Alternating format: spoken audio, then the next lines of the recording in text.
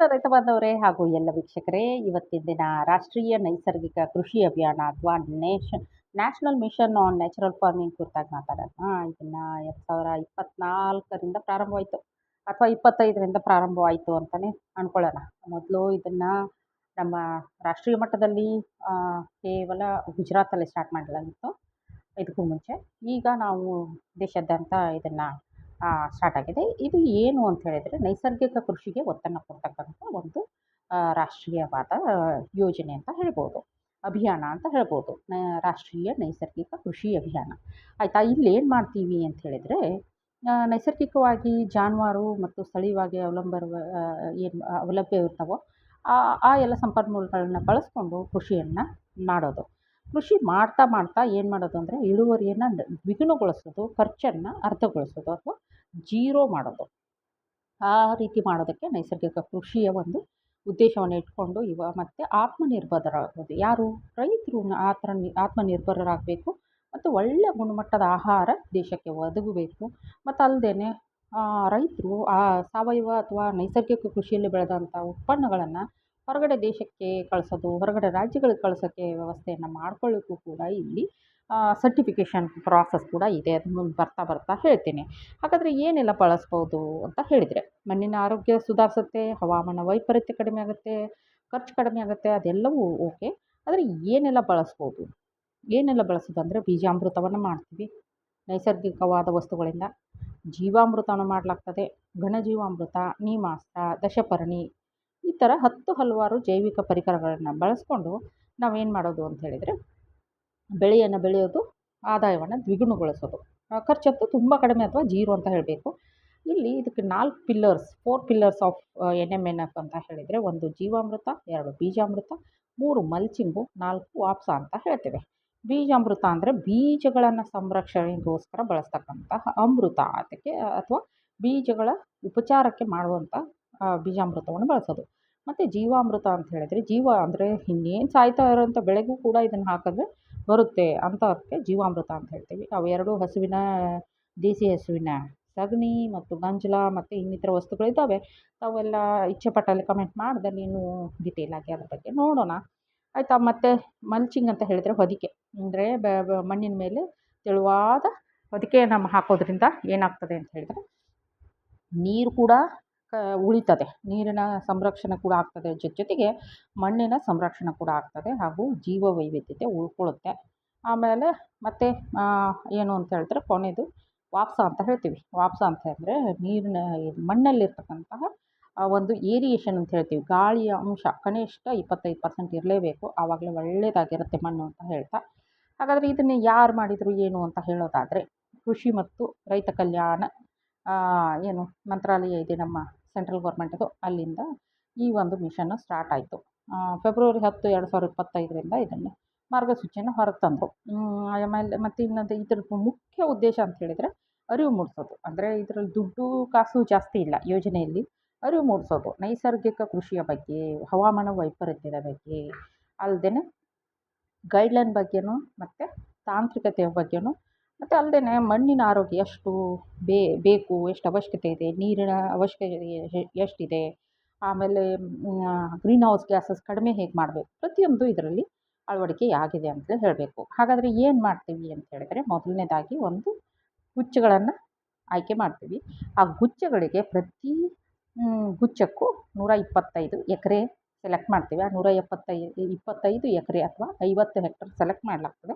ಆ ಸೆಲೆಕ್ಟ್ ಮಾಡಿರತಕ್ಕಂಥ 125 ಎಕರೆಗೆ ಮ್ಯಾಕ್ಸಿಮಮ್ಮು ಒಬ್ಬ ರೈತನಿಗೆ 1 ಎಕರೆ ಕೊಡ್ಬೋದು, ಗುತ್ತಿಗೆ ಅಥವಾ ದಾನ ಕೊಡ್ಬೋದು. ಅಂದರೆ ಅಲ್ಲಿ ಅವನು ಕೇವಲ ನೈಸರ್ಗಿಕ ಕೃಷಿಯನ್ನೇ ಮಾಡಬೇಕಾಗ್ತದೆ. ಅಂಥ ಒಂದು ರೈತರು ಮಾಡ್ತಾರೋ, ಯಾರೆಲ್ಲ ಮಾಡ್ತಾರೆ, ಎಲ್ಲರೂ 1 ಎಕರೆ ಕೊಟ್ಟಿದ್ದಾರೆ ಅಂತಂದರೆ 125 ಜನ ಬರ್ತಾರೆ ರೈತರು ಒಂದು ಗುಚ್ಚಕ್ಕೆ. ಅಂಥ 125 ಜನಕ್ಕೆ 4,000 ರೂಪಾಯಿ ಅವ್ರಿಗೆ DBT ಮುಖಾಂತರ ನೇರ ನಗದು ವರ್ಗಾವಣೆ ಮೂಲಕ ಅವ್ರಿಗೆ ಪ್ರೋತ್ಸಾಹ ಧನವನ್ನು ಕೂಡ ನೀಡಲಾಗ್ತದೆ. ಅವರ ಹೊಲದಲ್ಲಿ ಬೀಜಾಮೃತ, ಜೀವಾಮೃತ ಎಲ್ಲ ಮಾಡಿರೋದನ್ನು ಕನ್ಫರ್ಮ್ ಮಾಡಿಕೊಂಡು ಅವ್ರಿಗೆ DBTಯನ್ನು ಅಥವಾ ನೇರ ನಗದು ವರ್ಗಾವಣೆಯನ್ನು 4,000 ಮಾಡಲಾಗ್ತದೆ. ಸೊ ಇಲ್ಲಿ ಒಂದು ಗುಚ್ಛ ಅಂತ ಹೇಳಿದರೆ ಅದು 2 ಅಥವಾ 2ಕ್ಕಿಂತ ಹೆಚ್ಚು ಪಂಚಾಯಿತಿಗಳಿರ್ಬೋದು. ಬಟ್ ಅಲ್ಲಿ ಆಯ್ಕೆ ಮಾಡತಕ್ಕಂಥ ಪ್ರದೇಶ ಬಂದು 50 ಹೆಕ್ಟರ್ ಅಥವಾ 125 ಎಕರೆ ಆಯಿತಾ. ಅಲ್ಲಿ ಇಬ್ಬರನ್ನ ಒಂದು ಪಂಚಾಯತಿಗೆ ಇಬ್ಬರನ್ನ ಒಂದು ಕ್ಲಸ್ಟರ್ಗೆ ಇಬ್ಬರನ್ನ ಕೃಷಿ ಸಖಿಗಳನ್ನು ಆಯ್ಕೆ ಮಾಡಿಕೊಳ್ಳಲಾಗ್ತದೆ. ಅವರಿಗೆ ಕಮ್ಯುನಿಟಿ ರಿಸೋರ್ಸ್ ಪರ್ಸನ್ ಅಥವಾ CRP ಅಂತ ಹೆಸರು ನೀಡಲಾಗ್ತದೆ. ಆ ಇಬ್ಬರೂ CRPಗಳು ಅದೇ ಗ್ರಾಮ ಪಂಚಾಯತಿಯಲ್ಲಿ ವಾಸವಾಗ್ತಾ ಇರೋದರಿಂದ ಪ್ರತಿದಿನ ರೈತರಿಗೆ ಹೇಳ್ತಕ್ಕಂಥ ಪ್ರಶ್ನೆಗಳಿಗೆ ಈ CRPಗಳು ಅವರು ಆನ್ಸರ್ ಮಾಡ್ತಾ ಬರ್ತಾರೆ, ಕೆಲಸಗಳನ್ನ ಮಾಡಿಸ್ತಾ ಬರ್ತಾರೆ. ಪ್ರತಿದಿನ ಮಣ್ಣಿನ ಸ್ಯಾಂಪಲ್ ತೆಗೆಯೋದು, ಮತ್ತು ಅದು ಸ್ಯಾಂಪಲ್ ಆದಮೇಲೆ ಟೆಸ್ಟ್ ಆದಮೇಲೆ ಮತ್ತು ಅವ್ರಿಗೆ ರೈತರಿಗೆ ಏನೆಲ್ಲ ಶಿಫಾರಸು ಬೇಕು ಅಂತಕ್ಕಂಥ ಹೇಳೋದು. ಆಮೇಲೆ ಅವರು ತೊಗೊಂಡಿರ್ತಕ್ಕಂಥ ತರಬೇತಿಗಳನ್ನು ಅವರಿಗೆ ಹಂಚೋದು, ರೈತರಿಗೆ ಹಂಚೋದು, ಇನ್ಫಾರ್ಮೇಷನ್ನ ತಿಳಿಸೋದು. ಆಮೇಲೆ ಯಾರೋ ಕೃಷಿ ಇಲಾಖೆಯ ಹೈಯರ್ ಅಧಿಕಾರಿಗಳು ಅಥವಾ ಯಾರೋ ಬಂದರೆ ಅವ್ರಿಗೂ ಕೂಡ ಸಮನ್ವಯ ಸಾಧಿಸುವಲ್ಲಿ ಹೆಲ್ಪ್ ಮಾಡ್ತಾರೆ. ಮುಖ್ಯ ಉದ್ದೇಶ ಅಂತ ಹೇಳಿದರೆ, ಒಂದನೇದು ರೈತನ ಆರ್ಥಿಕ ಬೆಂಬಲ ನೀಡೋದು. ಅಂದರೆ ಅವನ ಖರ್ಚು ಕಡಿಮೆಯಾಗಿ ಆದಾಯ ದ್ವಿಗುಣಗೊಳ್ಬೇಕು, ಎಲ್ಲವೂ ಪ್ರತಿಯೊಂದು ನೈಸರ್ಗಿಕವಾಗಿರಬೇಕು, ಎಷ್ಟು ಸಾಧ್ಯವೋ ಅಷ್ಟು. ಮತ್ತು ಅವನು ಸ್ವಾವಲಂಬಿಯಾಗಿ ಬದುಕಬೇಕು, ಮತ್ತು ಜಾನುವಾರು ಆಧಾರಿತ ಕೃಷಿಯನ್ನು ಅಳವಡಿಸ್ಕೊಳ್ಳಿ ಅಂತಕ್ಕಂಥ ಈ ಯೋಜನೆಯ ಮುಖ್ಯ ಉದ್ದೇಶ ಆಗಿದೆ, ಆಯಿತಾ. ಈಗ ಇದಕ್ಕೆ ಕೇವಲ ಕೃಷಿ ಸಖಿಗಳು ಮತ್ತು ಗುಚ್ಚಗಳನ್ನು ಸೆಲೆಕ್ಟ್ ಮಾಡಿದರೆ ಆಯಿತಾ, ಕೇವಲ ಕೃಷಿ ಇಲಾಖೆ ಇದ್ದರೆ ಆಯಿತಾ? ಇಲ್ಲ.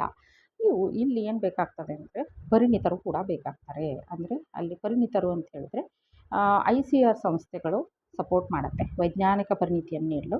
KVKಗಳು ಅಂದರೆ ಕೃಷಿ ವಿಜ್ಞಾನ ಕೇಂದ್ರಗಳು ಅಲ್ಲಿ ಇರ್ತವೆ, ಅವುಗಳು ಅಲ್ಲಿ ವಿಜ್ಞಾನಿಗಳು ಕೂಡ ಸಪೋರ್ಟ್ ಮಾಡ್ತಾರೆ. ಕೃಷಿ ವಿಶ್ವವಿದ್ಯಾಲಯ, ಉದಾಹರಣೆಗೆ ನಮ್ಮ GKVK ಬ್ಯಾಂಗ್ಳೂರು ಇರ್ಬೋದು, US ಧಾರವಾಡ ಇರ್ಬೋದು, US ರಾಯಚೂರು ಇರ್ಬೋದು, ಈ ಥರ ಹಲವಾರು ಕೃಷಿ ವಿಶ್ವವಿದ್ಯಾಲಯಗಳು ಕೂಡ ಸಂಶೋಧನೆ ಮತ್ತು ವಿಸ್ತರಣಾ ವಿಂಗ್ ಏನಿರ್ತದೆ ಅದು ಸಾಮರ್ಥ್ಯವನ್ನು ಬಲವರ್ಧನೆ ಮಾಡ್ತದೆ. ಅಂದರೆ ಅವ್ರಿಗೆ ಕೃಷಿ ಸಖಿಗಳಿರ್ಬೋದು, BRCಗಳಿರ್ಬೋದು, ಆಮೇಲೆ ಅಗ್ರಿಕಲ್ಚರ್ ಡಿಪಾರ್ಟ್ಮೆಂಟ್ ಇವರು ಇರ್ತಾರಲ್ಲ ಸ್ಟಾಫ್ಗಳು, ಅವ್ರಿಗೆ ವೈಜ್ಞಾನಿಕ ಬಲವರ್ಧನೆಯನ್ನು ನೀಡ್ತಾರೆ.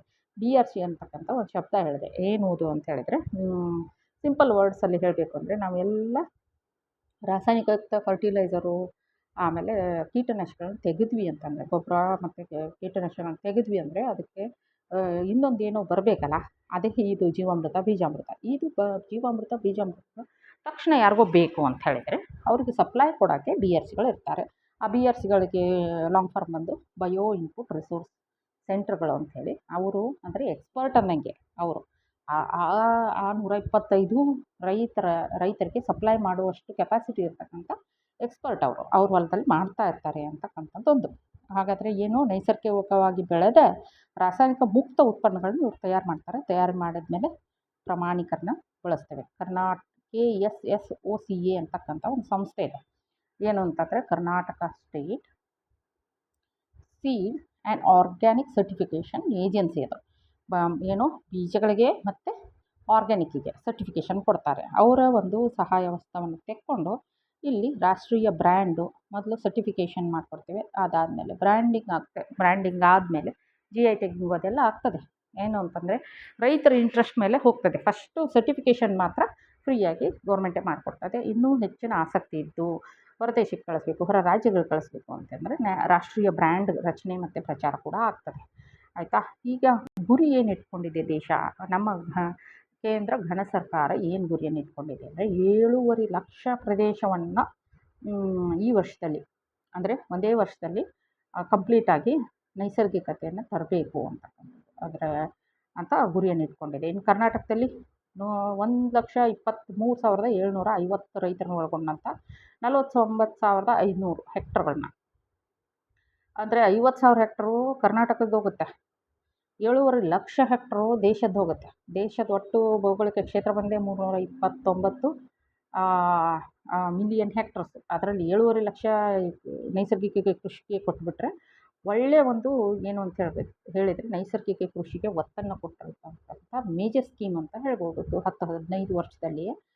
ಸೊ ಈಗ ಅದು ನೈಸರ್ಗಿಕ ಗುಚ್ಚುಗಳು ಹೇಗಿರ್ತವೆ ಅಂತ ಹೇಳಿದೆ ನಾನು. 2-3 ಪಂಚಾಯತಿ ಮಧ್ಯೆ ಒಂದಿರುತ್ತೆ, 125 ರೈತರಿರ್ತಾರೆ, 50 ಹೆಕ್ಟರ್ ಇರುತ್ತೆ.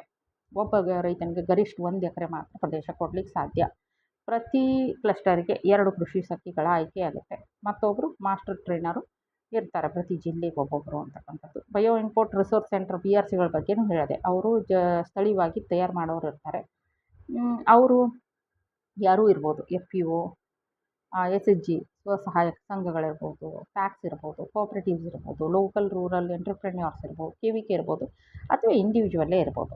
ಅವರು ಕೂಡ ಬಿ ಆರ್ ಸಿ ಆಗ್ಬೋದು. 3 ಕ್ಲಸ್ಟರ್ಗಳಿಗೆ 2 ಬಿ ಆರ್ ಸಿ ಆಯ್ಕೆ ಮಾಡ್ತೇವೆ. ಅಷ್ಟು ಜನಕ್ಕೆ ಸಪ್ಲೈ ಕೊಡೋ ಕೆಪಾಸಿಟಿ ಇರಬೇಕು ಅವ್ರಿಗೆ ಅಷ್ಟೇ. ಇನ್ನು ಅನುದಾನ ಬಿಡುಗಡೆ ಬರ್ತದೆ, ಏನು ಸ್ಟೇಟ್ ಗೌರ್ಮೆಂಟಿಗೆ ಸೆಂಟ್ರಲ್ ಗೌರ್ಮೆಂಟಿಂದ ದುಡ್ಡು ಬರ್ತದೆ. ಅದು ಕೂಡ ಎಲ್ಲವೂ ಡಿ ಬಿ ಟಿ ಆಗ್ತದೆ. ತರಬೇತಿಗಿರೋದು ಕೆ ವಿ ಕೆಗೆ, ಮ್ಯಾನೇಜ್ಗೆ ಆ ಥರ ದುಡ್ಡು ಬರ್ತಾ ಹೋಗ್ತದೆ. ಮತ್ತು ಇನ್ನು ರೈತರಿಗೆ ಬರ್ತಕ್ಕಂಥದ್ದು ಆಮೇಲೆ C R P payment, B R C payment ಅದೆಲ್ಲ ಡಿ ಬಿ ಟಿ ಮುಖಾಂತರ ನೇರವಾಗಿ ಸೆಂಟ್ರಲ್ ಗೌರ್ಮೆಂಟಿಂದ ಸಂಬಂಧಪಟ್ಟವ್ರಿಗೆ ಹೋಗ್ತದೆ ಅಂತಕ್ಕಂಥದ್ದು. ಆಯಿತಾ. ತಂತ್ರಾಂಶದಲ್ಲಿ ದತ್ತಾಂಶ ನಿರ್ವಹಣೆ ಅಂದರೆ ಏನು ಇದೆಲ್ಲ ಮಾಡಿದ್ಮೇಲೆ ಡಾಟಾನ ಸೇವ್ ಮಾಡೋಕ್ಕಾಗಿ ಏನಿರ್ತದೆ ಅಂತ ಹೇಳಿದರೆ, ಒಂದು ಕೃಷಿ ಮ್ಯಾಪರ್ ಅಂತಕ್ಕಂಥ ಇದರಿಂದ ಏನು ಎಲ್ಲವನ್ನು ಪ್ರತಿ ಇಂಚಿಂಚ್ ಹೊಲವನ್ನು 125 ಒಂದು ಕ್ಲಸ್ಟರ್ ಏರಿಯಾ ಏನಿದೆಯೋ ಅದನ್ನೆಲ್ಲ ಮ್ಯಾಪರಲ್ಲಿ ಏನು ಮಾಡ್ತಾರೆ, ಪಾಲಿಗನ್ ರಚನೆಯನ್ನು ಮಾಡಿಬಿಟ್ಟು ಸೇವ್ ಮಾಡ್ತಾರೆ. ಅದು ಜಿ ಪಿ ಎಸ್ ಪೋರ್ಟಲಲ್ಲೇ ಹೋಗ್ಬಿಟ್ಟು ಸೇವ್ ಆಗುತ್ತೆ. ಸೇವ್ ಆದಮೇಲೆ ಪ್ರಮಾಣ ಪತ್ರ ಪಡೀಲಿಕ್ಕೆ ಒಂದು ಅನುಕೂಲ ಆಗ್ತದೆ. ನಿರೀಕ್ಷಿತ ಫಲಿತಾಂಶಗಳು ಏನು ಸಿಗ್ತದೆ ಅಂತಂದರೆ, ಒಂದು ಭವಿಷ್ಯದ ಪೀಳಿಗೆಗೆ ಭೂಮಿ ತಾಯಿ ಪುನರುಜ್ಜೀವನ ಅಥವಾ ಸುಸ್ಥಿರತೆ ಬರ್ತದೆ. ಅಂದರೆ ಸ್ವಚ್ಛವಾದ ಪರಿಸರ, ಭೂಮಿ, ನೀರು ಸಿಗ್ತದೆ ಮುಂದಿನ ಭವಿಷ್ಯಕ್ಕೆ. ಬೇಕಲ್ವಾ, ನಮ್ಮ ಪೂರ್ವಜರು ನಮ್ಗೆ ಚೆನ್ನಾಗಿ ಮಾಡಿಕೊಟ್ಟು ಹೋದರು, ನಾವು ಕೂಡ ನಮ್ಮ ಮುಂದಿನ ಪೀಳಿಗೆ ಕೊಡಬೇಕಲ್ವಾ, ಇಲ್ಲದಿದ್ದರೆ ಏನಾಗುತ್ತೆ ಅಲ್ವಾ. ಆದ್ದರಿಂದ ಅದನ್ನು ಸುಸ್ಥಿರತೆಯನ್ನು ಕಾಪಾಡೋಣ ಅಂತ. ಮತ್ತು ಬರ ಇವೇನು ನೈಸರ್ಗಿಕ ಏನು ಹವಾಮಾನ ವೈಪರೀತ್ಯ ಆಗ್ತಾಯಿದೆ, ಅದರಿಂದ ಅತಿವೃಷ್ಟಿ, ಅನಾವೃಷ್ಟಿ ಅಥವಾ ಬರ ಅಥವಾ ಪ್ರವಾಹ ಅಂತ ಹೇಳ್ತೀವಿ, ಚಂಡಮಾರುತಗಳು ಇತ್ಯಾದಿ ಬರ್ತಾ ಇದ್ದಾವಲ್ಲ, ಇವನ್ನೆಲ್ಲ ತಡೀಲಿಕ್ಕೆ ಕ್ಲೈಮೇಟ್ ಚೇಂಜ್ ಏನಾಗ್ತಾಯಿದೆ ಅದನ್ನು ತಡೆದು ಕ್ಲೈಮೇಟ್ ರೆಸಿಲಿಯನ್ಸ್ ತರೋದು, ಅಂದರೆ ಸ್ಥಿರವಾದ ಒಂದು ವಾತಾವರಣ ತರೋದು, ರಾಸಾಯನಿಕವನ್ನು ತಡೆಯೋದು, ರೋಗ ಮುಕ್ತವಾದ ಆಹಾರವನ್ನು ತಯಾರಿಸೋದು, ಆಮೇಲೆ ಏನು ಅಂತಂದರೆ ಕ್ವಾಲಿಟಿಯ ಆಹಾರವನ್ನು ತಯಾರಿಸೋದು, ಮಣ್ಣಿನ ಆರೋಗ್ಯ ಕಾಪಾಡೋದು, ಮಿತ್ರ ಕೀಟಗಳು ಪಕ್ಷಿಗಳು ಇದ್ದಾವಲ್ಲ ಬೆಳೆಸಿ ರೈತನ ಶತ್ರು ಕೀಟಗಳನ್ನು ಓಡಿಸೋದು. ಆಯಿತಾ. ಸುರಕ್ಷಿತ ಮತ್ತು ಏನು ಪೌಷ್ಟಿಕ ಆಹಾರವನ್ನು ದೊರಕಿಸೋದು, ಆಹಾರ ಭದ್ರತೆಯನ್ನು ದೇಶಕ್ಕೆ ದೊರಕಿಸೋದು, ಇದೆಲ್ಲ ಕಾರ್ಬನ್ ಕ್ರೆಡಿಟನ್ನು ಮಾರ್ಕೆಟಲ್ಲಿ ಪ್ರವೇಶಿಸಲು ಅನುವು ಮಾಡಿಕೊಡೋದು. ಆಮೇಲೆ ರಸಗೊಬ್ಬರಕ್ಕೆ ಏನು ಸಬ್ಸಿಡಿ ಕೊಡ್ತಾಯಿದೆ ಸರ್ಕಾರ, ಅದನ್ನು ಸ್ಟಾಪ್ ಮಾಡಲಿಕ್ಕೆ ಬೇಕಾದಂಥ. ಹಾಗಾದರೆ ಯಾರು ಮಾಡ್ತಾರೆ ಇದನ್ನೆಲ್ಲ ಇಂಪ್ಲಿಮೆಂಟೇಷನ್ ಯಾರು ಮಾಡ್ತಾರೆ ಅಂತ ಹೇಳಿದ್ರೆ, ಕೃಷಿ ಇಲಾಖೆ ಮಾಡ್ತಾಯಿದೆ. ಕೃಷಿ ಇಲಾಖೆಯಲ್ಲೂ 3 ಟೀಮ್ ಇದೆ. ಒಂದು SLEC, ಆಮೇಲೆ ಡಿಸ್ಟ್ರಿಕ್ಟ್ ಲೆವೆಲಲ್ಲಿ DMEC ಆ ಥರ ಇದೆ. ರಾಜ್ಯ ಮಟ್ಟದಲ್ಲಿ ಏನು SLEC ಇದೆ ಅಂದರೆ ಸ್ಟೇಟ್ ಲೆವೆಲ್ ಎಕ್ಸಿಕ್ಯೂಟಿವ್ ಕಮಿಟಿ ಅಂತೇಳಿ, ಅಲ್ಲಿ ಯಾರಿರ್ತಾರೆ, IAS ಅಧಿಕಾರಿ ಕಾರ್ಯದರ್ಶಿಗಳಿರ್ತಾರೆ. ಆಮೇಲೆ ಜಿಲ್ಲಾ ಮಟ್ಟದಲ್ಲಿ ಮುಖ್ಯ ಇವರು ಇರ್ತಾರೆ, CO ಅಂತ ಹೇಳ್ತೀವಿ, ZP ಇವರು. ತಾಲೂಕು ಮಟ್ಟದಲ್ಲಿ EO ಇರ್ತಾರೆ. ಆಯಿತಾ. SLEC ಕಮಿಟಿಯಲ್ಲಿ ಅಂದರೆ ರಾಜ್ಯ ಮಟ್ಟದ ಏನು ಕಾರ್ಯಕಾರಿ ಸಮಿತಿ ಇದೆ, ಅಲ್ಲಿ ಒಂದು 10ರಿಂದ 17 ಜನ ಇವರು ಇರ್ತಾರೆ. ಯಾರು ಮೆಂಬರ್ಸ್ ಇರ್ತಾರೆ. ಯಾರ್ಯಾರು ಅಂತ ನೋಡ್ಕೊಳ್ಬೋದು, ಪಾಸ್ ಮಾಡಿ ನೋಡ್ಕೊಳ್ಳಿ. ಆಮೇಲೆ ಇನ್ನು ಏನು ಅದರಲ್ಲಿ ನೋಡಿ, ಏನು ಮೊದಲನೇ ಇಂಪ್ಲಿಮೆಂಟ್ ಮಾಡೋರು ಇರ್ತಾರೆ, ಆಯುಕ್ತರು ಇರ್ತಾರೆ, ಗ್ರಾಮೀಣಾಭಿವೃದ್ಧಿ, ಪಂಚಾಯತ್ ರಾಜು, ತೋಟಗಾರಿಕೆ, ಕೃಷಿ ಎಲ್ಲ ಇದ್ಬಿಟ್ಟು, ಮತ್ತು ಯೂನಿವರ್ಸಿಟಿಯವರು ಇರ್ತಾರೆ, ವಿಜ್ಞಾನಿಗಳು ಇರ್ತಾರೆ, ಆಮೇಲೆ ರೈತರು ಇರ್ತಾರೆ ಅಂತಕ್ಕಂಥದ್ದು ಮುಖ್ಯ ಇದು ಇಲ್ಲಿ ಹೈಲೈಟು. ಇನ್ನು ರಾಜ್ಯ ನೈಸರ್ಗಿಕ ಕೃಷಿ ಘಟಕದಲ್ಲಿ ಅವರೆಲ್ಲ ಏನೇನು ಕೆಲಸ ಮಾಡ್ತಾರೆ ಅಂದರೆ, ಏನು ನಾವು ರೂಲ್ಸ್ ರೆಗ್ಯುಲೇಷನ್ ಮಾಡಬೇಕಾದ್ರೆ ಅವರೆಲ್ಲ ಸಜೆಷನ್ಸ್ ಮಾಡಬೇಕು, ರೂಲ್ಸ್ ರೆಗ್ಯುಲೇಷನ್ ಮಾಡ್ತಾರೆ. ಜಿಲ್ಲಾ ಮಟ್ಟದಲ್ಲಿ DLMC ಅಂತೇಳಿ ಡಿಸ್ಟ್ರಿಕ್ಟ್ ಲೆವೆಲ್ ಮಾನಿಟರಿಂಗ್ ಕಮಿಟಿ ಇರುತ್ತೆ, ಅದಕ್ಕೆ CO ಅಧ್ಯಕ್ಷರಿರ್ತಾರೆ. ಮಿಕ್ಕವರೆಲ್ಲ JDA ಇದು ಇರ್ತಾರೆ, ಸದಸ್ಯ ಕಾರ್ಯದರ್ಶಿ. ಮಿಕ್ಕವರೆಲ್ಲ ಏನು ಅಂತ ಹೇಳಿದರೆ ರೈತರನ್ನೊಳಗೊಂಡು ಸದಸ್ಯರಿರ್ತಾರೆ. ತಾಲೂಕು ಮಟ್ಟದಲ್ಲೂ ಅಷ್ಟೇ EO ಅಧ್ಯಕ್ಷರಿರ್ತಾರೆ, ADA ಸದಸ್ಯ ಕಾರ್ಯದರ್ಶಿ ಇರ್ತಾರೆ. ಈ ರೀತಿಯಾಗಿ ರನ್ ಆಗ್ತದೆ. ಇನ್ನು ತಾಲೂಕು ಮಟ್ಟದಲ್ಲಿ ಏನು ಮಾಡಬೇಕಂದ್ರೆ, ಪ್ರತಿ ಪಂಚಾಯತಿಗೆ ಎಲ್ಲಿ ಕ್ಲಸ್ಟರ್ ಆಯ್ಕೆ ಮಾಡಿರ್ತೀವೋ ಅಲ್ಲೆಲ್ಲ ಗ್ರಾಮ ಪಂಚಾಯತಿಯ ಒಪ್ಪಿಗೆ ಪಡಿಬೇಕು. ಆಮೇಲೆ ಗ್ರಾಮ ಪಂಚಾಯತಿ ಅಲ್ಲಿ ಇದು ಅದೇನು ಗ್ರಾಮ ಸಭೆಗಳಾಗ್ತದೋ ಅಲ್ಲಿ ಮಂಡಿಸ್ಬೇಕಾಗ್ತದೆ. ರೈತರನ್ನು ಗುರುತಿಸ್ಬೇಕಾದ್ರೂ ಅಷ್ಟೇ, ಪ್ರತಿಯೊಂದನ್ನು ಗ್ರಾಮ ಸಭೆಯಲ್ಲಿ ಇಟ್ಕೊಂಡು ಮಾಡ್ಕೊಳ್ಬೇಕಾಗ್ತದೆ. ಆಮೇಲೆ ಕೃಷಿ ಸಖಿಗೆ ಅವ್ರಿಗೆ ಜಾಗೃತಿ ಮೂಡಿಸೋ ಸಭೆಗಳನ್ನ ಮಾಡಬೇಕು, ಪ್ರಾತ್ಯಕ್ಷಿಕೆಗಳನ್ನ ಮಾಡಬೇಕು, ಬೆಳೆ ಕಟಾವು ಪ್ರಯೋಗಗಳನ್ನ ಮಾಡಬೇಕು, ಕ್ಷೇತ್ರ ಭೇಟಿ, ತರಬೇತಿ ಎಲ್ಲ ಮಾಡ್ಕೊಳ್ಬೇಕಾಗ್ತದೆ. ಆಮೇಲೆ ಇದಲ್ದೇ ಮ್ಯಾನೇಜ್ ಅಂತಿದೆ ಹೈದರಾಬಾದಲ್ಲಿ, National Institute of Agriculture Extension, ಅವರು ಕೂಡ ಇದರ ಪಾರ್ಟ್ನರ್ ಆಗಿರ್ತಾರೆ. ಅವ್ರು ನಾಲೆಜನ್ನು ನೀಡ್ತಾರೆ. ಅದಲ್ದೇ NCONF ಅಂತ ಇರ್ತವೆ, national centre for organic and natural farming. ಅವು ಕೆಲವೊಂದು ಏನು ವಿಜ್ಞಾನಿಗಳ ತಂಡ, ಅವರು ಕೂಡ ಹೆಲ್ಪ್ ಮಾಡ್ತಾರೆ ಅಂತ ಹೇಳ್ತಾ ನೆಕ್ಸ್ಟ್ ಹೋಗೋಣ. ಏನು ತೋಟಗಾರಿಕೆ ಮತ್ತು ಇವರೆಲ್ಲ ಏನು ವಿಜ್ಞಾನಿಗಳು ಭಾಗವಹಿಸ್ತಾರೆ ಅಂತ ಹೇಳ್ಬಿಟ್ಟು. ಆಮೇಲೆ ಕೆ.ವಿ.ಕೆಗಳು ಯಾವ್ಯಾವೆಲ್ಲ ಬರ್ತವೆ ತಮ್ಮ ಜಿಲ್ಲೆಗೆ ಯಾವ ಬರ್ತವೆ ನೋಡ್ಕೊಳ್ಳಿ. ಅದೇ ಅಲ್ವಾ? ಅದೇ ರೀತಿ ಕ್ಲಸ್ಟರ್ ಯಾವ ರೀತಿ ಅಳವಡಿಕೆ ಮಾಡ್ತಾರೆ ಏನು ಎತ್ತ ಅಂತ. ನಾನು ಇದನ್ನು ರೈತ ಬಾಂಧವರು ತಮ್ಗೆ ಯಾಕೆ ಹೇಳ್ತಾ ಇದ್ದೀನಿ ಅಂದರೆ, ತಾವು ನೈಸರ್ಗಿಕ ಕೃಷಿ ಮಾಡ್ತಿದ್ದು ತಮ್ಮ ಹೆಸರು ಬಿಟ್ಟೋಗಿದ್ರೆ ತಾವು ಹೋಗಿ ಅದರಲ್ಲಿ ಸೇರಿಕೊಳ್ಬೋದು ಅಂತಕ್ಕಂಥದ್ದು. ಅದಕ್ಕೆ ಬೇಕು ಅಂತ ಹೇಳಿದ್ರೆ ತಮ್ಮ ಹತ್ತಿರದ ರೈತ ಸಂಪರ್ಕ ಕೇಂದ್ರವನ್ನು ಭೇಟಿ ಆಗ್ಬೋದು, ಅಥವಾ ಸಹಾಯಕ ಕೃಷಿ ನಿರ್ದೇಶಕರನ್ನು ಭೇಟಿ ಆಗಿಬಿಟ್ಟು ತಮ್ಮ ಸುತ್ತಮುತ್ತಲೂ ಜನನ ಸೇರಿಸಿ ಒಂದು 50 ಹೆಕ್ಟರ್ದು ಒಂದು ಕುಚ್ಚ ಮಾಡ್ತೀವಿ ಅಂತ ಹೇಳಿದರೆ ಅವ್ರು ಬಂದು ಮಾಡ್ಕೊಂಡು ಹೋಗ್ತಾರೆ. ಅದಕ್ಕೆ ತಮ್ಮ ಸಪೋರ್ಟ್ ನೀಡಬೇಕು ಅಂಥೇಳಿ, ಆಯಿತಾ? ಮತ್ತು ಇನ್ನೇನು ಅವ್ರಿಗೆ ಸಿಗ್ತಕ್ಕಂಥ ಲಾಭಗಳೇನು ರೈತರಿಗೆ, ಅಥವಾ ಈ ಯೋಜನೆಯಿಂದ ಸಿಗ್ತಕ್ಕಂಥ ಹಣಕಾಸಿನ ಲಾಭ ಏನಂದರೆ, ಕೃಷಿ ಸಖಿಗೆ ಸ್ಯಾಲ್ರಿ ಕೊಡ್ತಾರೆ 5,000 ಪ್ರತಿ ತಿಂಗಳು. ಒಂದು 16 ದಿನ ವರ್ಕ್ ಮಾಡೋದವರು, ಆಯಿತಾ? ರೈತರಿಗೆ ಅರಿವು ಮೂಡಿಸೋ ಕಾರ್ಯಕ್ರಮಕ್ಕೆ ಟೀ ಬಿಸ್ಕೆಟಿಗೆ ಒಂದು 2,000 ರೂಪಾಯಿ ಒಂದು ಪ್ರೋಗ್ರಾಮಿಗೆ ಅಂಥದ್ದು. ಒಂದು ವರ್ಷಕ್ಕೆ 8 ಪ್ರೋಗ್ರಾಮ್ ಮಾಡಬೇಕು. ಆಮೇಲೆ ರೈತರಿಗೆ ಪ್ರೋತ್ಸಾಹಧನ ನೀಡೋದು, ಅದೊಂದು ಪ್ರತಿಯೊಬ್ಬ ರೈತರಿಗೂ ಗರಿಷ್ಠ 1 ಎಕರೆ ಕೊಡೋದವರು, ಅವ್ರಿಗೊಂದು 4,000 ರೂಪಾಯಿ ಕೊಡ್ತಾರೆ ಪ್ರತಿ ರೈತನಿಗೆ. ಮತ್ತು ಅದೇ ರೀತಿ ಒಂದು ಸರ್ಟಿಫಿಕೇಷನಿಗೂ ದುಡ್ಡು ಇರ್ತದೆ, ಅದು ಏಜೆನ್ಸಿಗೆ ಹೋಗುತ್ತೆ. ರೈತರಿಗೆ ಅಂತ ಹೇಳಿದರೆ ಅದು 4,000 ಬಿಟ್ಟರೆ ಆಯಿತು, ಮತ್ತೇನೂ ಇಲ್ಲ. BRCಗಳಿಗೆ ಒಂದು ಸ್ವಲ್ಪ ಅಮೌಂಟ್ ಇರ್ತದೆ, 1 ಲಕ್ಷದವರೆಗೂ, ಅದನ್ನು ಕೂಡ ಇಂಪ್ಲಿಮೆಂಟ್ ಮಾಡೋದು, ಆಯಿತಾ? ಇದಿಷ್ಟು. ಆಮೇಲೆ ರೈತರಿಗೆ ತರಬೇತಿ, CRPಗಳ ತರಬೇತಿ ಇರುತ್ತೆ, FMTಗಳಿಗೆ ತರಬೇತಿ ಇರುತ್ತೆ, ಇದೆಲ್ಲ ಇರ್ತದೆ. ಏನು ತಾಲೂಕು ಮಟ್ಟದಲ್ಲಿ ಏನೇನೆಲ್ಲ ಮಾಡ್ತಾರೆ ಅಂತಕ್ಕಂಥದ್ದು ಆಯಿತು. ಇಷ್ಟೇ, ಇದು ಏನಿಲ್ಲ. ಇದು ಕೇವಲ ಯಾವ ರೀತಿ ಯೋಜನೆ ರನ್ ಆಗ್ತದೆ ಅಂತ ಹೇಳಿದೆ ನಾನು. ಪೋರ್ಟಲಲ್ಲಿ ಹಾಕೋದಿರ್ಬೋದು, ಮೌಲ್ಯಮಾಪನ ಮೇಲ್ವಿಚಾರಣೆ ಇರ್ಬೋದು, ಕೃಷಿ ಸಖಿಗಾರ ಹೆಂಗೆ ಆಯ್ಕೆ ಮಾಡೋದು, ಅವರು ಎಲ್ಲ ಕೃಷಿ ಸಖಿ ಅಲ್ಲಿಯವ್ರು ಆಗಿರಬೇಕು, SHG ಸದಸ್ಯ ಆಗಿರ್ಬೋದು, ಆಮೇಲೆ ಕೆಲಸ ಮಾಡ್ತಿರಬೇಕು, 7th ಮುಗಿದಿರಬೇಕು, ಸ್ಮಾರ್ಟ್ಫೋನ್ ಆಪ್ರೇಟ್ ಮಾಡ್ತಿರಬೇಕು, ಆ ಥರ ಎಲ್ಲ ಇರಬೇಕು. ಆಮೇಲೆ ಅವ್ರನ್ನೆಲ್ಲ ಸೆಲೆಕ್ಟ್ ಮಾಡ್ಕೊಂಡಾದಮೇಲೆ ಅವ್ರಿಗೆ ಈ ಕಡೆ ಕೆಲಸಗಳನ್ನ ತೊಗೊಳ್ಳೋದು, ಟ್ರೈನಿಂಗ್ ಕೊಡೋದು, ಅದೆಲ್ಲ ಇನ್ಫಾರ್ಮೇಷನ್ ಇದೆ, ಆಯಿತಾ? ಇದಾದಮೇಲೆ ನಾನು ತಾಂತ್ರಿಕವಾದ ವಿಷಯಗಳನ್ನು ಕೂಡ ತಮ್ಮ ಜೊತೆ ಚರ್ಚೆ ಮಾಡ್ತೇನೆ ಮುಂದಿನ ವಿಡಿಯೋದಲ್ಲಿ. ಆದರೆ ನಾನು ಇವಾಗ ಜೀವಾಮೃತ, ಬೀಜಾಮೃತ ಅಷ್ಟೇ ಹೇಳಿದ್ನಲ್ಲ, ಅವು ಏನು, ಅವ್ನ ಹೆಂಗೆ ಬಳಸಬೇಕು, ಅವ್ನ ಹೆಂಗೆ ತಯಾರು ಮಾಡಬೇಕು, ಪ್ರತಿಯೊಂದನ್ನು ಹೇಳ್ತೇನೆ. ಯಾರೆಲ್ಲ ಆಸಕ್ತಿ ಉಳ್ಳಂಥ ರೈತರು ದಯವಿಟ್ಟು